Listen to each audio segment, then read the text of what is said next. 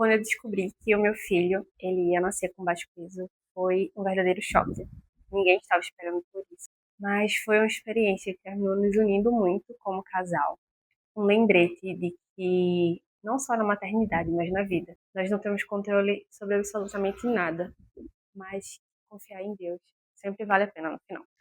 Então hoje eu vou contar para vocês como foi a descoberta, como foi a questão do final da gestação, o nascimento, o que nós fizemos e como ele está hoje. Então eu vou começar sobre como foi que nós descobrimos a questão do baixo peso do Emanuel. Nós estávamos ali no comecinho do 8º mês, foi o primeiro sábado de maio.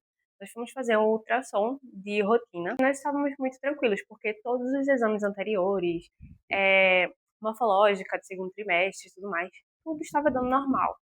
Foi assim uma gestação relativamente tranquila, sem intercorrências, sem nenhum tipo de problema. Então, quando nós fomos fazer essa ultrassom de rotina, a gente não estava esperando nada de uma surpresa desagradável. E foi muito curioso, porque eu deitei lá na maca, a médica começou a fazer o exame, ela começou a fazer perguntas. Perguntou pelos exames anteriores, e eu sempre levava todos os exames anteriores, desde o primeiro, comigo para todo canto que eu ia. E eu mostrei para ela todos os exames, mas assim, até esse momento eu fiquei muito tranquila, achei que ela só queria conferir se tinha alguma coisa diferente. Em nenhum momento me passou pela cabeça de que a gente estaria diante de alguma. Eu não lembro agora quantas semanas ele estava, mas eu lembro que foi o primeiro sábado de maio. E depois que ela conferiu os exames anteriores, ela ainda passou mais um tempo me examinando. E ela chegou e contou pra gente: pais, o bebezinho de vocês, ele tá bem. Eu precisei fazer mais exames aqui durante a ultrassom. Ela deu uma olhada nas artérias, deu uma olhada nele, em mim também, na placenta. E ela não encontrou nada de alterado, graças a Deus, mas o bebezinho, ele estava com um peso muito baixo. O normal é que a criança esteja com percento entre 10 e 90, se não me engano. E ele estava menor que 3. Então isso era muito baixo, muito baixo.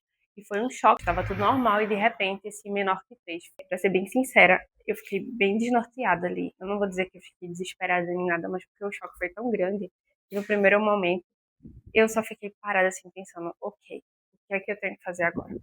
E ela orientou a gente direto para a maternidade, sair dali e ir para a maternidade. Chegamos lá, conversamos e a situação é tão irreal que quando os profissionais que atenderam a gente, primeiro o enfermeiro que fez a triagem, depois a médica que atendeu a gente, ela olhou para os nossos exames anteriores, todos eles ficaram em dúvida se realmente aquele exame que nós acabamos de fazer, se ele não estava errado, se a profissional não havia se confundido no que estava fazendo, já que todos os exames anteriores, eles apontavam na mesma direção de que estava tudo normal.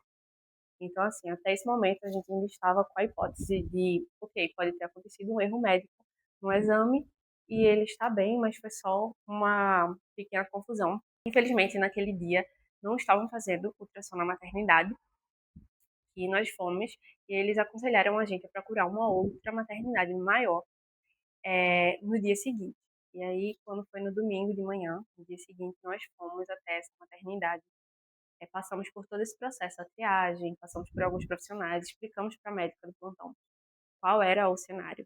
E ela direcionou a gente para fazer essa ultrassom. E qual era o objetivo dessa ultrassom? Essa ultrassom ela iria ou confirmar o resultado da ultrassom anterior, ou ela iria descartar. E aí, dependendo do que acontecesse, nós iríamos seguir por alguns caminhos.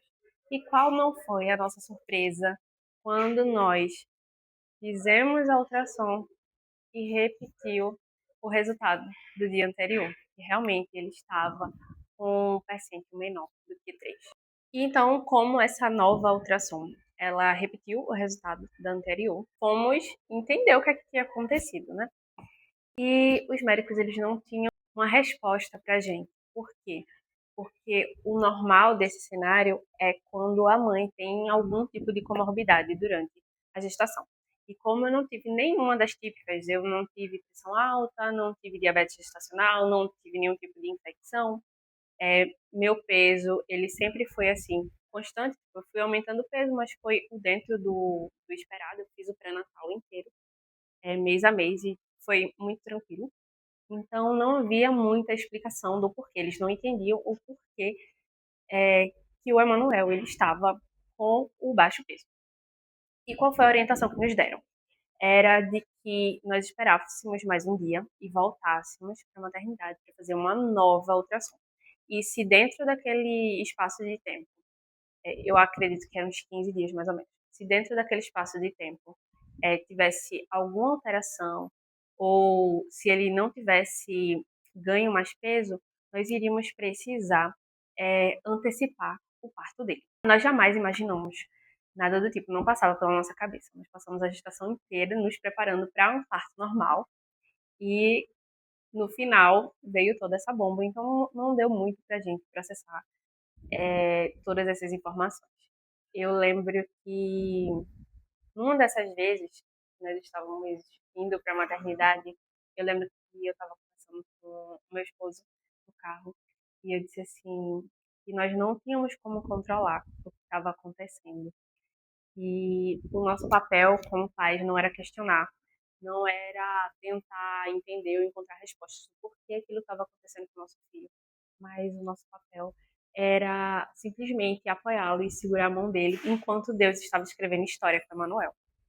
E eu lembro que isso foi um pensamento que me atravessou durante muitos dias desse processo, porque foi um processo curto, assim, foi um espaço de tempo curto de tudo que aconteceu, mas ao mesmo tempo foi muito intenso. Nós optamos por não compartilhar com outras pessoas sobre o diagnóstico, porque nós não tínhamos resposta, nós não queríamos preocupar os nossos pais, estávamos preocupados também com a saúde deles diante da notícia, porque a gente não tinha mais outras grandes novidades, a gente só precisava ficar em casa e esperar um novo exame e esperar boas notícias. Então nós fomos para casa e eu lembro que a médica falou assim, enquanto eu estava conversando com ela na consulta, ela disse assim, se as pessoas perguntarem como o bebê está, você pode dizer assim, que ele está no bom peso para nascer. E ela foi muito otimista, foi muito engraçada. E tentou tornar as coisas de um jeito leve, sabe? Ela disse que não era o fim do mundo, que ele estava bem, que nós estávamos bem e que era possível sim ainda a gente tentar um parto normal. Mas eu já estava já com aquilo na minha cabeça. Isso foi algo que lembrei agora, uma amiga minha me falou que ela disse assim, Karine, às vezes a gente se frustra por querer que a via de parto seja de um jeito e no final seja de outro. Mas o importante é que você e o bebê saiam bem. Isso foi uma conversa que nós tínhamos tido no começo da gestação, mas que no final fez muito sentido. E voltando para a questão do exame, nós esperamos o prazo, acho que foi uns 15 dias mais ou menos, e retornamos na maternidade. Eu contei toda a história desde o início, todo o processo que a gente estava passando. E quando ela ouviu, desde o primeiro momento, ela disse: Você precisa fazer essa ultrassom, você vai fazer agora. E ela encaminhou a gente para fazer a ultrassom. Foi uma outra questão, porque pelo horário, a gente chegou lá de manhã cedinho, mas já era já o meio da tarde. Pelo horário, já não deveria ter mais vaga para ultrassom. A equipe já tinha largado, algo do tipo. Eu não entendo bem os detalhes, eu não lembro, mas eu sei que foi muito de Deus, sabe? Nós encontramos pessoas lá que não nos conheciam, mas que se dispuseram para querer nos ajudar e começaram a fazer telefonemas e conseguiram uma vaga não só para mim, mas para outras gestantes que também estavam precisando fazer essa ultrassom. E nós fomos fazer a ultrassom. E essa ultrassom, nós estávamos muito apreensivos e também estávamos orando muito por ela, porque nós podíamos ter dois resultados. Nós podíamos ter o resultado que o Emanuel não estava tão bem, e aí naquele mesmo dia eles poderiam me internar e já fazer a indução do parto, ou fazer uma cesariana e ele nascer já ali, mas aí ele iria nascer bem prematuro. Ou teríamos um outro cenário. Eles poderiam ver que ele teria melhorado, o percentil dele, se chegasse em 3 ou acima de 3, já seria o suficiente para não precisarmos ter o Emanuel tão rápido, nem numa maternidade de alto risco, que era assim a minha maior preocupação, sabe? Eu sei que pode parecer pequeno diante da realidade de outras pessoas, mas para minha realidade era algo que realmente me afligia. Então, nós passamos muitos dias orando, sabe? Pedindo a Deus para que a gente chegasse lá e o resultado surpreendesse positivamente. Então, quando nós fizemos a ultrassom, eu sou muito grata a Deus, porque por mais que nós passamos muitas horas no hospital naquele dia, mas eu vejo como houve um cuidado de Deus com cada profissional que nós fomos passando. Então, assim, eu vejo a mão do Senhor em todos os momentos, inclusive nesse momento difícil. E eu sou muito grata a Deus por isso. E no final desse exame, nós descobrimos que o Emanuel não estava mais com um paciente menor que 3. Ele estava com o paciente 3. E o que isso significou ali naquele momento? Que, pelo menos para os médicos, naquele momento ele não estava mais com restrição de crescimento intrauterino. Isso significava que ele poderia nascer na maternidade de baixo risco, que já era o que a gente estava esperando, é o que a gente já queria, o que a gente já conhecia e que seria um processo mais tranquilo para ele. E também a gente não precisava induzir o parto naquele mesmo dia. Nós poderíamos voltar para casa. Mas tinha um porém. Nós precisávamos esperar ele completar 37 semanas.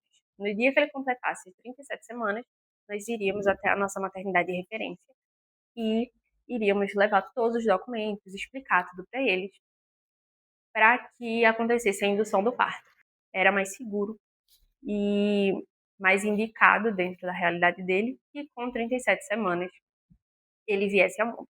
Quando ele completou 37 semanas, segundo os exames, nós fomos até a maternidade fazer a indução do parto. E aí começa uma outra novela. Sim, uma coisa que eu queria pontuar é que quando nós fomos lá para a maternidade, eles refizeram os exames, hemograma, ultrassom, viram que ele estava de fato com o paciente 3 ainda, mas os sinais vitais estavam normais, os meus também estavam normais, mas seguiram a recomendação. E aí qual foi a grande diferença? É que a médica ela demonstrou assim muita preocupação diante dos exames e do cenário. Nós estávamos muito tranquilos porque os médicos do outro hospital haviam nos passado essa tranquilidade. Mas ela já demonstrou mais receio e ela foi muito transparente com a gente. Eu lembro que estávamos eu e o Sávio, meu esposo, lá, e ela viu todos os exames, ouviu o bebê, indicou a ultrassom, viu o resultado da ultrassom depois, a nova ultrassom, e eu lembro que ela ligou para uma médica, amiga dela, para pedir uma segunda opinião sobre o nosso caso. Ela explicou todo o contexto.